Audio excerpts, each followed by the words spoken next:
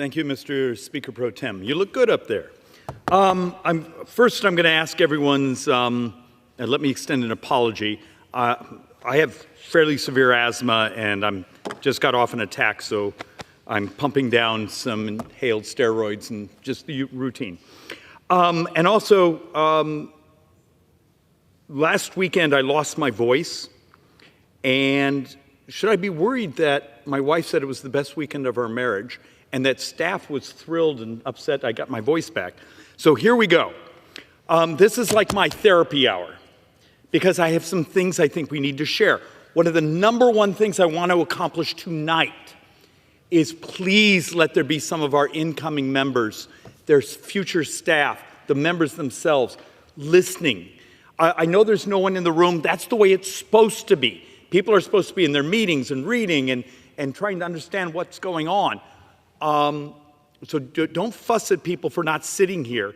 We're on probably 1,000 televisions around the Capitol campus. But one of my frustrations is we just got off election season. Would you believe during elections people, what's the term? Oh yeah, make crap up. We need to have an honest discussion about something called math. So let's actually have some fun. If you ever have someone say, we're going to grow ourselves out of the debt and deficit. Okay, let's actually do some math off the top of our heads. This year's debt is going to be a couple $1 trillion. How much would the economy have to grow to produce enough tax receipts to cover $2 trillion? It's actually fairly simple math. 1 point of GDP is about $300 billion, okay? So you get about 17, 18% of GDP in tax receipts. So let's see if 300 billion, 17%, $48 billion. So if 1% of GDP growth only gets me 48 billion, you do realize that means you'd in a single year have to have like 40, 41, 42% GDP growth to cover the debt and deficit of this year. It's absurd. I beg of people, learn your math. Don't let the political consultants who make crap up and then put it on our brochures and then tell you to go out and say it. It's now time to do adult-like math. And the understanding, and I'm going to do this 3 or 4 times tonight, every dime of deficits from today through the next 30 years is the very thing we're not supposed to talk about. It's demographics. We got older as a society. Our brothers and sisters who worked their 40 quarters, who paid into the system, they now start to get their benefits. If you actually look at the inputs of debt, the last decade, but particularly what we expect the next 3 decades, healthcare, Medicare, interest, and then 9 years from now, do we backfill Social Security, or do we double senior poverty when the trust fund's emptied? And we're not supposed to talk about those things. And I need to share something. I believe the Democrats engaged in something, I won't call it evil, but absolutely dystopian and cruel, when they basically attacked members of the Republican Party for actually talking about ways to save Social Security. So just even mentioning it, having the conversation, they just do an attack ad on you. And then you wonder why they come back and say, well, we need bipartisanship. We're going to work together. Except you're not allowed to actually say anything that actually has a basis in a calculator. It's perverse. Do you want to save? Is the left actually okay in 9 years of doubling poverty of seniors in America? We already have reports right now of baby boomers who've retired becoming homeless because of the inflationary cycle we just went through, not being able to pay their rent. It's just this level of cruelty, and the solution isn't spending more and more and more money because we don't have it. So let's actually walk through a couple of the other bits of math here. I was talking to some constituents this week. Actually, I was listening to them because I had almost no voice. And one of them was talking about some things they saw in the press of, what would happen if we got rid of this department or this department? And I did the math for them. The entire civilian, so non-uniform workforce in America, last year's salary cost was about $213 billion. Think about that. If we're borrowing $2 trillion, if you fired every non-uniformed person in the federal government, everyone, they're all gone, you just covered 10% of the shortfall this year. There's a lack of understanding of the scale. So we're going to actually do a little bit of that. But first, I thought there was a chance tonight I'd come to the floor and say we just crossed 36 trillion. We're close. We're very, very, very, very close. It looks like the Treasury may have reached into a little bit of their cash supply. Remember, Treasury keeps sometimes from $400 to $800 billion of cash. 500 is more normal. But we'll hit this before the week's over. So think of that. We clicked off another $1 trillion from 35 to 36 trillion, and we did it in about 113 days. And the projection is we'll go from this 36 trillion to 37 trillion in about 100 days. Think of that. We're functionally borrowing about $70,000+ a second. And yet, you walk through this math. So let's actually try to get a sense of what's going on. This chart is a little hard to read, but I want to make a point. I've done entire floor presentations here of showing here's all the tax hikes that the Democrats have proposed that have been scored. And then you do the economic adjustments, and you functionally get about 1.5% of GDP. The things we want to cut, if you go to non-defense discretionary and cut almost a third of non-defense discretionary, that's about 1% of GDP. So you got our 1% there, 2.5%, you add that together, or excuse me, 1.5%, our 1%, you got 2.5%. We borrow just a little under 7% of the economy this year. Anyone see a math problem? When the left's tax hike solutions and our cut solutions get you 2.5% and we're borrowing close to 6%. But the reason I have this chart here, functionally in 9 budget years, we go from a little under 6% of the entire economy being borrowed money by the federal government to 9.2%. That basically means in about 9 budget years, we're borrowing close to $4 trillion a year.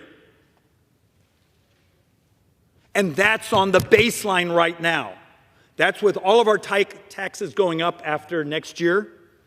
That's with none of the new programs, none of the new spending. That's just where we're at today. That's current law.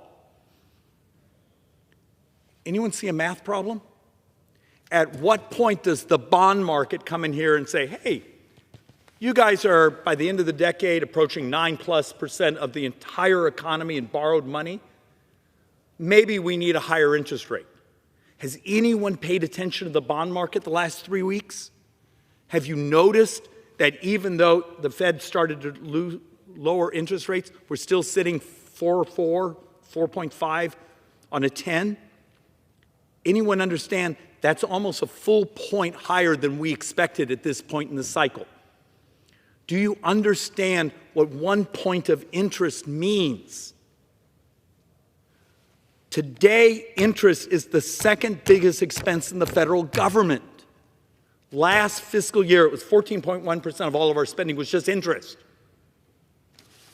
We have an economist as part of the Joint Economic Committee, and we're trying to model saying at what point does interest and the obligation to pay it start to consume so much of our future, and then you get yourself in the debt spiral where interest rates keep going up because you're considered riskier. And you just are in this interest trap. And you almost don't have enough to cut. And we're going to show that to actually deal with the interest trap. A point of reference. Forgive me for taking a sip before I lose my voice again. Think of this. The United States is number 14 on the credit stack, meaning there's 13 other countries that can sell a 10-year bond cheaper than we can. When Greece today can sell a 10-year bond cheaper than the United States, when Greece today is actually paying down paying down its debt from the last decade. And we're borrowing $71,000 a second. Anyone see a problem? But how many people have you seen come behind these mics? How many people on the election trail stood up in front of you and said, we got a problem? I can stand here and promise you all sorts of stuff by your vote that we have absolutely no money to pay for, so we're going to just put it on your retirement or your kid's credit card, because that's what we're doing. And understand, we've almost made a decision that in the next couple of years, Congress is going to run this government, the president is going to run this government, the bond market. Last year, we had to bring almost $10 trillion to market. 2 trillion virgins, new issuances, and everything else was refinanced. And if anyone's just of a finance or bond geek, the bonds we're issuing, we've been staying very short on the curve, meaning we refinance, means as we can become very fragile to little hiccups in interest. God forbid the bond vigilantes figure out some way to start to screw with U.S. sovereigns. But this is important. This is just the baseline math. 9 budget years, 9.2% of this economy will just be what we borrow in debt. And this is a calculation with no wars, no pandemics, no recessions. Do you really think we're going to go the next decade without a moment when the wheels are coming off? We're living on the edge, and yet, do our brothers and sisters, do our new incoming freshman class understand how dangerous, how fragile we're about to make the greatest republic in human history? Remember, the world, this is more, just not only the United States, the world needs the United States to be prosperous. Prosperity is moral, and we're squandering it. So let's, forgive me as I work through the lungs. So let's actually just work through some basic math. All right, here's one of my great intense frustrations. Here's basically fiscal year 24 to date. Okay, we shouldn't have done to date. We should have just done the whole date, but we didn't want to reprint the board. But the ratio I wanted to point out is everything you see here in the red, that's individual income taxes. We are a country that lives on individual income taxes. Do you see this big blue there? That's functionally Social Security. We're not allowed, we don't touch Social Security. Social Security functionally goes to Social Security. And a bit of it is unemployment, a little bit of Medicare. But the FICA tax, we don't get to touch it. The fact of the matter is every month, what we collect in payroll taxes for Social Security actually isn't enough money for the checks that go out that month. Every single month, we collect the payroll taxes from your labor. Comes into the Treasury, actually, and then it's sent over to Social Security, and then Social Security sends a little note over to Treasury saying, hey, I'm holding a couple trillion of your bonds. I need you to cash in 50, 60 billion, whatever they're short. Send us the money so we can get our checks out the door.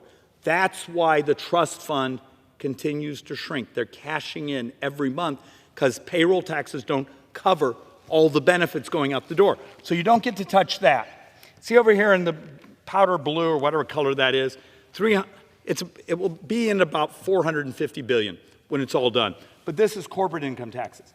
What I want you to understand is if you take a look at all these tax revenues, when you strip out Social Security,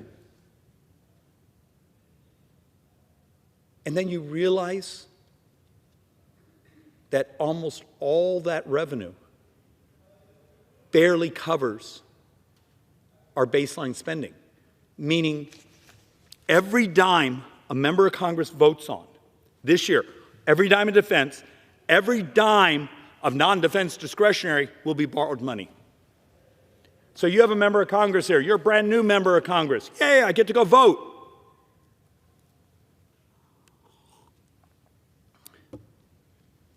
Every dime's borrowed. And the way structurally we are, we're also going to have to borrow probably $300 billion of what goes into earned benefits. Does that sound screwed up to people? Have you had other members explain this to you? Think of that. Every dime a member of Congress votes on is borrowed. And if you come to me and start to say, and let's do this exercise, and look, these charts are going to be unreadable, but I want to point out that I'm trying to make a point. This is actually a bunch of the outlays. You go through all the outlays, and we're going to basically do it chart by chart. Then the next outlay.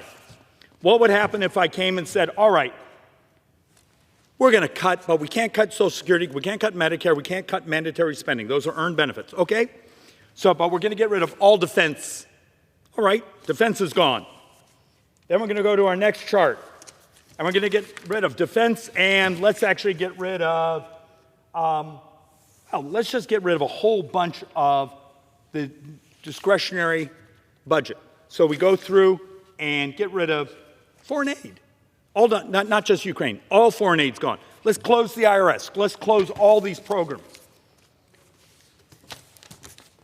And you go through and basically wipe out. You can't touch Social Security, you can't touch Medicare, and you can't touch interest on the debt. Remember, interest on the debt last year was almost 14.1% of all of our spending, but you got to pay your bills. And you continue to just get rid of all government. At what moment are you in balance? Turns out, and I know these are unreadable, but trust me on the point, you can get rid of every dime of defense, every dime of discretionary spending, and if you keep your promises of paying back your bonds, keep your promises to Social Security and Medicare, and a couple of the other mandatory programs. So you just got rid of all government, you just got rid of all the military, you still would have to borrow money. So when you get the brain trust, it goes, if we just got rid of foreign aid, we'd be fine. And you do the math, and you show them it's like a week and a half of borrowing. And they just look at you with these daggers because they saw it on some brilliant Russian-sponsored, X or Twitter app saying, if you just got rid of this, you'd be fine. Learn the math. You'll hear the Democrats say, oh, we're going to cover it with a tax gap. We'll give $80 billion to the IRS and we'll just raise more. Came here a couple months ago and showed you. We've done that for 2 years now. It looked like we had spent $13 billion or so far in trying to do tax collections of people over $400,000, and they collected $1 billion. They had raised a fraction of a fraction of a fraction what they were able to get the joint tax and CBO to score. One of the first things we have to do when we start, we got to go back and rescore all the frauds. Because it turns out there may be a tax gap out there, but you're not going to do it with an army of people you can't hire. You do it with technology. And I'm going to show you the board that I get the most complaints about. Thank you. Because almost no one wants to hear this. But how do you fix things if you're not willing to tell the truth? Think about what a crap place this was last week. We had people come to the floor here and spend $200 billion without offsetting it. They go, but I had constituents that wanted this money. Great, find a way to pay for it. In our own, we added earmarks again. We chose not to prioritize the Debt and Deficit Commission because those things would be hard. So you get up in front of a room and say every dime of debt for the next 30 years is demographics. And as soon as I say it, you can actually see people running for the exits. Because if you don't know it, you don't have to go tell the truth to your constituents. But it's math. It's not Republican, it's not Democrat, it's demographics. This is Medicare.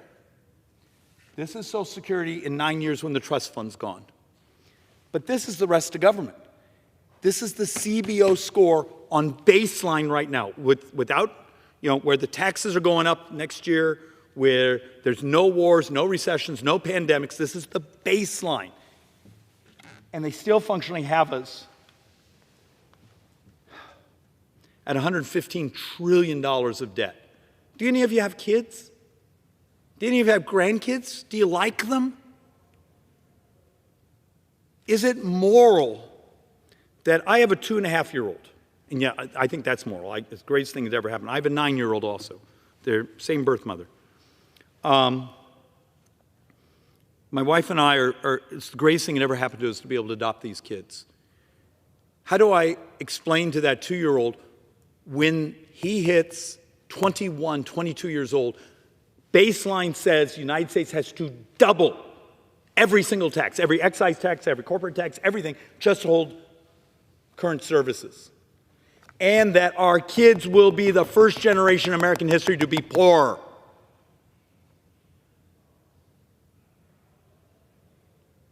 This is the morality of this place. And it doesn't have to be that way. There are incredible solutions to disrupt the cost of government. And for a bunch of the members here, it almost seems easier for them to go cut something or raise a tax than actually pass pieces of legislation saying we're going to adopt technology to crash the price of government. Even though it would be moral, you could make people healthier, you could make the air quality cleaner, and you just change the way the current bureaucratic model. Because we all walk around with these supercomputers. You do realize this is part of the solution. If anyone's listening, if 4 or 5 people that may give a damn enough to watch this, environmental crowdsourcing YouTube Schweikert. I have a little YouTube video. It's 90 seconds. I did 7, 8 years ago. I've been trying to do that as a piece of legislation that says, why don't we just crowdsource air quality? You could wipe out the bureaucracy. You could make it like this. You get a building permit. But if you screw up, we catch you instantly. It would be really good for the environment and really pro-growth and wipe out the absurdity that shoving paper in file cabinets makes the air cleaner.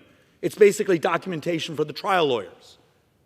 You think I could ever get a hearing here? Because it's creative, it's disruptive, and the air quality engineers are going to come lobby against it. How about the ginormous drone that flies the pipeline path? So we all had this conversation over and over. We need permitting reform. Great, let's do permitting reform. But you got to change the inputs on how you do your NEPA, your environmental studies. And what happens if you could have that ginormous drone? You put ground-penetrating LiDAR under it and runs back and forth over the pipeline path or the power line path. And it does your archaeologicals, it does your soil, it does your plant inventory. Technology, you could get much of your NEPA report written in 6 days by AI. That's thinking disruptively. And I'm incredibly hopeful that our incoming president really will follow through with, with the brains of people like Elon Musk and others who are willing to think, saying, is there a better, faster, cheaper way where it's moral? Our world gets better, healthier, but we crash the cost, crash the size of government. But you show charts like this. The Democrat solution always turns out being, well, the way we'll take care of healthcare is we're going to subsidize it more. How about if we embrace the technology that made it less expensive? The thing you blow into that tells you you have a virus, that orders your antivirals. Do you know that technology exists? It's just illegal because we're allowing an algorithm to write a prescription. We can crash the price of healthcare. Remember, the ACA, Obamacare, was a finance bill. Who gets subsidized and who has to pay? The Republican alternative. It was better, actuarially it was better, but it was still a finance bill. Medicare for All is a finance bill. They're not discussions of what it takes to lower the cost of health care. My joint economic economists did something we thought was really risky, and it was shocking. We even had Democrats and Republicans who said, yeah, you're going the right way. Last March, we did a study.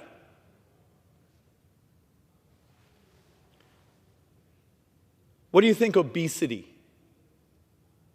in America over the next 10 years? Turns out we calculated it could be 9.1 trillion additional healthcare costs. Plus the fact our brothers and sisters are dying. This may be the 5th year in a row where prime-age males are dying younger. Forgive me. But the concept that making America healthier,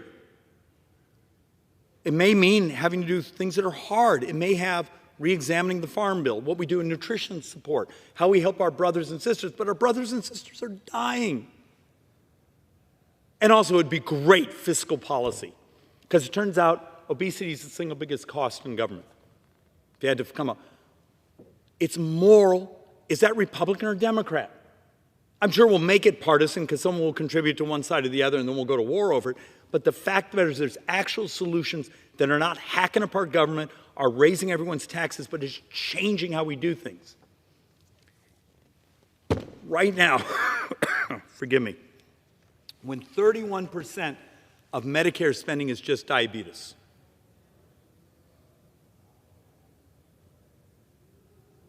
why do we do this to ourselves? Why is it so hard to think disruptively, to think morally, to challenge the armies of lobbyists who are walking up and down our hallways? And remember, those lobbyists aren't always corporates. They're, good government groups. They're societies that just want to be subsidized. They're bureaucrats. And basically looking at all of them and saying, what's more moral? Making people healthier or sticking more cash into the maintenance of your misery? Because the model right now is we spend a fortune maintaining your misery. Put the money in things that produce cures. And we're going to talk a little bit about that. So, look, I want to talk about how serious we are on this. We've been trying to do simple things. If you read some of the stories, Wall Street Journal gets amazing credit. Over the last few months, they've done amazing stories on Medicare fraud. We have pieces of legislation that functionally would use AI because it's data science. The fastest way you find fraud in government, particularly in things like Medicare and Medicaid, is data, not an army of lawyers. It's data scientists. We think we can get you $60 billion a year just on that. Sorry about that. Clean claims. What would happen if just by using technology, the constant battle between the doctor and the insurance company and the healthcare provider, we just say, look, we're going to use technology, it meets the doctor's notes, meets the insurance contract, pay it. We think we can get you $31 billion a year just doing that, and it's technology. We've looked at other things. This is already a piece of legislation of just wiping out some of the fraud in some of the employer retention. We estimate we can get, and we can still pay the people that we owe the money to, wipe out the fraud. We think we just got you $79 billion a year. Those are just a couple of the bills we already have. If you add that up, didn't I just show you almost 150? We need $400 billion a year to cover the tax hikes that are coming. My point is the way you cut the price of government, yeah, there's a whole bunch of programs we need to get rid of. But you got to understand some of the discussions are much tougher. If you take a look at the 800 and some billion that's in the non-defense discretionary, you realize about 38, 40% of that is money we take, we borrow, and we send it to entities around the country, your city, your town, your state, that have their own taxing authority. They're programs we love, justice grants, other things. They're good programs, but we're doing it with borrowed money and we're giving it to entities that have their own taxing authority. That's a tough conversation. Look, another thing we're also, forgive me,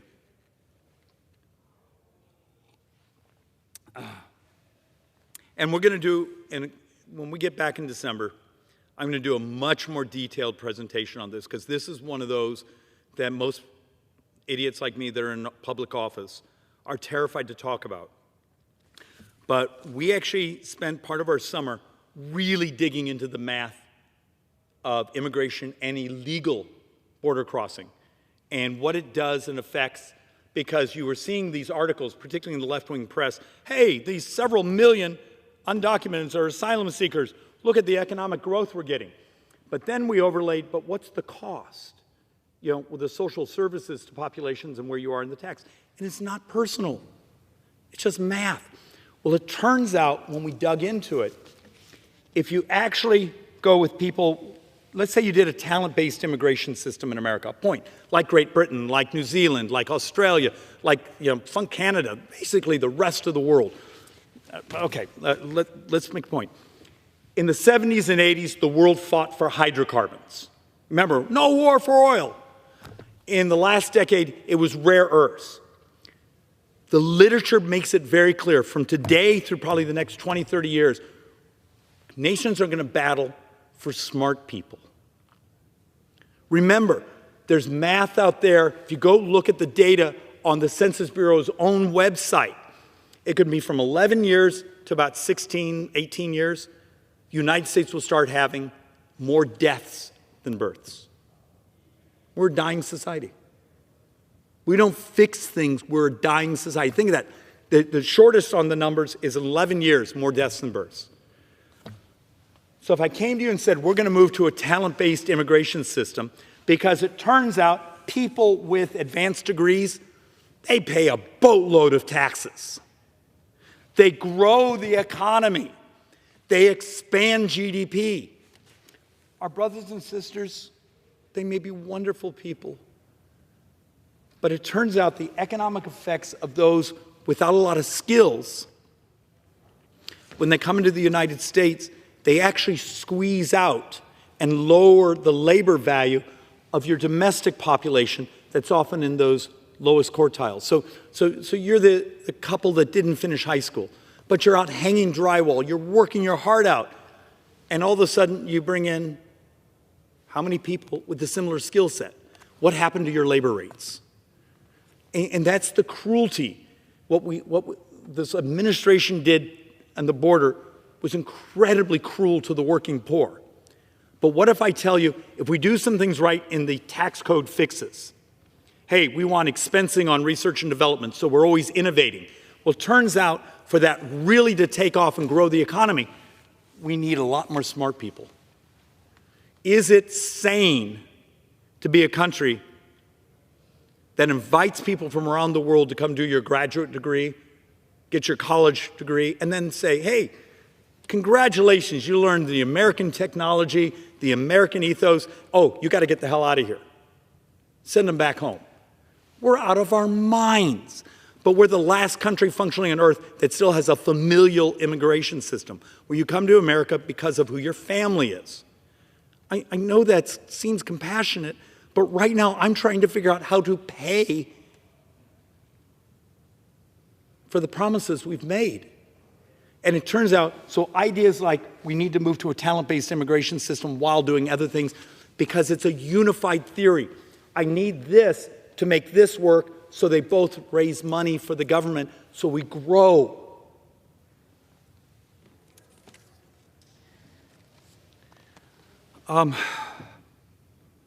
Mr. Speaker Pro Tem, thank you for being patient with my losing my voice.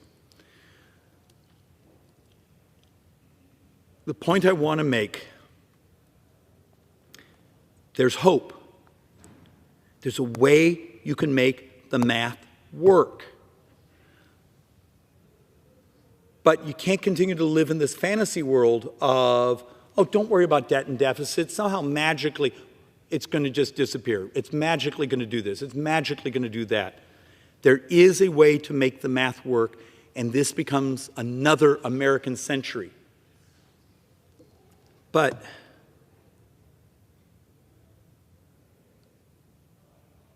we can't keep doing public policy by our feelings. We actually have to do it by a calculator and good quality economics. And it's how we will stay a free people, because do you understand the dystopian life our world will be when we smash up against a debt crisis? And with that, Mr. Speaker, I yield back. Gentleman yields.